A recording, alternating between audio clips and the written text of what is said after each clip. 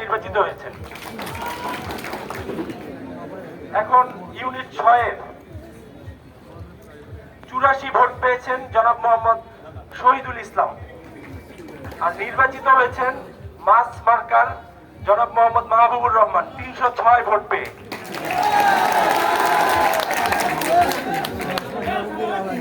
Unit 5-এর তালগাছ পেয়েছে 73টি vote, ঘোড়া পেয়েছে 136টি ভোট, মাছ মার্কার 234টি ভোট পেয়ে নির্বাচিত হয়েছে।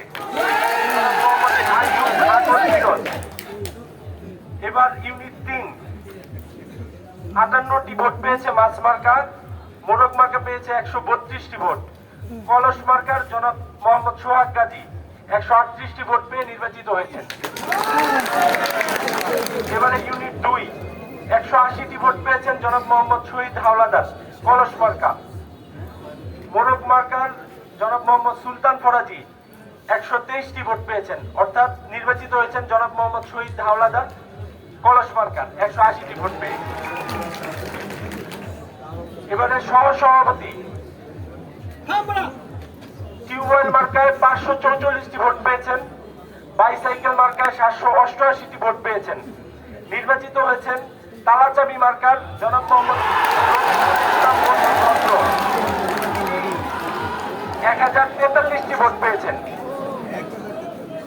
সভাপতি পদে আনারস মার্কা ভোট পেয়েছে 766টি এবং নির্বাচিত হয়েছে জনাব মোহাম্মদ সাইফুল ইসলাম 1618টি ভোট পেয়েছে।